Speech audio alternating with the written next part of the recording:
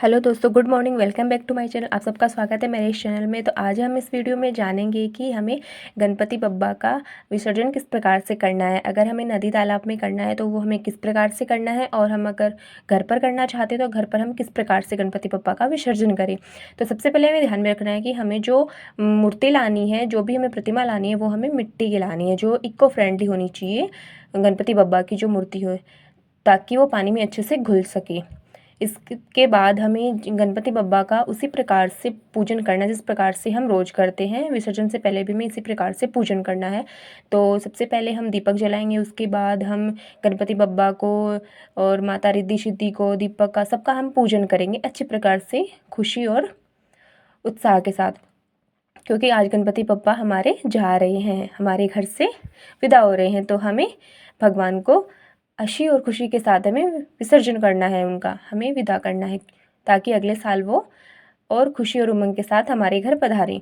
तो इस प्रकार हमें दुर्वा घास भी गणपति जी को हमें अर्पित करनी है। दुर्वा घास तो हम रोज़ ही, वैसे हमें जितने दिन भी हमें पूजा करनी है उतने दिन हमें रोज़ ताज़ा दुर्वा घास हमें भगवान गणेश को अर्पित करनी होती है।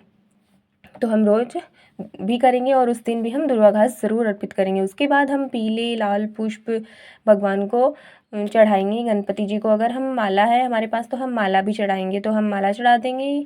माला नहीं है तो हम पुष्प चढ़ा देंगे और चौकी को सुंदर सा सजाएंगे। उसके बाद भोग लगाएंगे मोदक का या फिर लड्डू का, जो भी हमारे पास है। और मोदक या लड्डू नहीं है तो हम मिश्री से भी भोग लगा सकते हैं, तो हम मिश्री से भोग लगाएंगे। उसके बाद हम भगवान का जो प्रिय फल होता है, केला होता है, केले का भोग हमें अवश्य लगाना है, तो हम केले का भोग लगाएंगे। उसके बाद एक लोटा जल लेंगे, जल से हम आचमन करेंगे और सभी को प्रेम पूर्वक भोग लगाएंगे।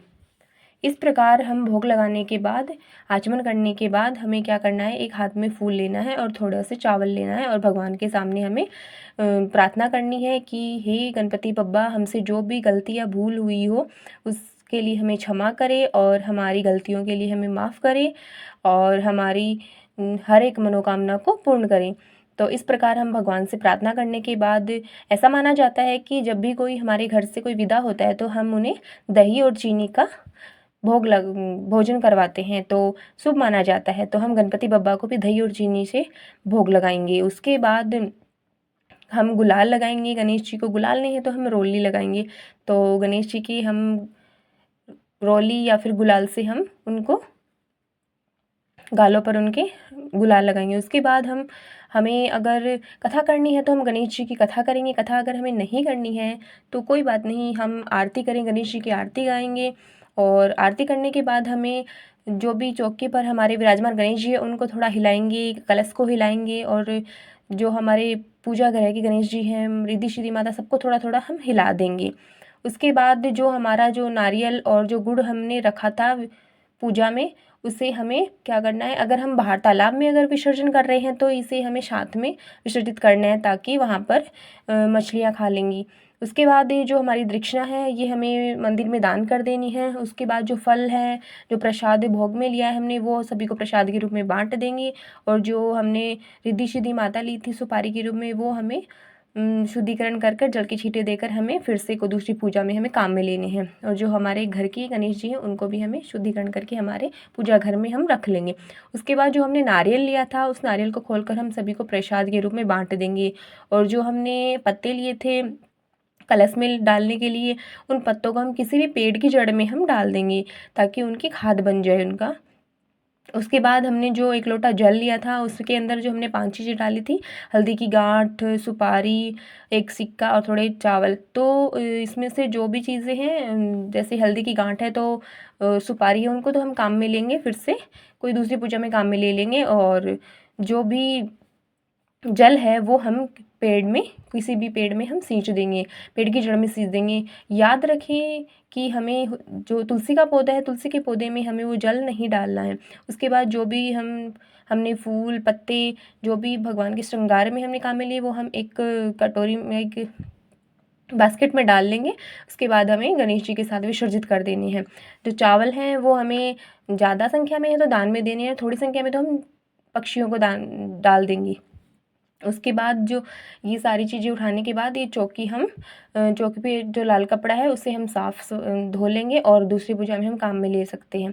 उसके बाद गणेश जी को हम जो चौकी पे हमारे गणेश जी हैं उनको पूरे घर में हम घुमाएंगे। उसके बाद अगर हमें तालाब नदी में अगर हमें विसर्जित करना है तो वहाँ लेकर जाएंगे, और अगर हम घर पर ही विसर्जित कर रहे हैं गणेश जी को तो एक बड़े से साफ़ स्वस्थ बाउल में साफ़ जल डाल लेंगे और उसके बाद खुले में हम उनका विसर्जन करेंगे। तो जहाँ हमें विसर्जन करना है तो वहाँ पर भी हमें भगवान का फिर से एक बार पूजन करना है, धूप दीप करनी है, और उसके बाद 3 बार डुबकी लगा कर हमें गणपति बप्पा का नारा लगाते हुए, गणपति बप्पा मोरया, मंगल मूर्ति मोरया का नारा लगाते हुए 3 डुबकी में हमें गणेश जी को विसर्जित कर देना है। उसके बाद हमें विसर्जन के बाद हमें भोग भोग के रूप में कुछ हमें ज़रूर हमें विसर्जित करना है उनके साथ में। अगर हम नदी तालाब में विसर्जन करेंगे तो उनमें जब हम विसर्जित करने जाएंगे तो वहाँ पर एक लाल कपड़े के अंदर हम भोग प्रसाद लेकर जाते हैं, लेकिन हम घर में करते हैं तो हमें लाल कपड़े की ज़रूरत नहीं पड़ती। हम ऐसे ही अगर मेवा मिश्री कुछ भी हम भगवान के साथ हम विसर्जित करेंगे। उसके बाद जो माला है उस माला को हम मंदिर में देवी देवताओं को चढ़ा देंगे, और इस प्रकार से हम भगवान गणेश जी का विसर्जन कर देंगे। उसके बाद हम भगवान को बाय बाय टाटा बोलेंगे और भगवान से प्रार्थना करेंगे, और जो भी हमसे गलती हुई भूल उसके लिए क्षमा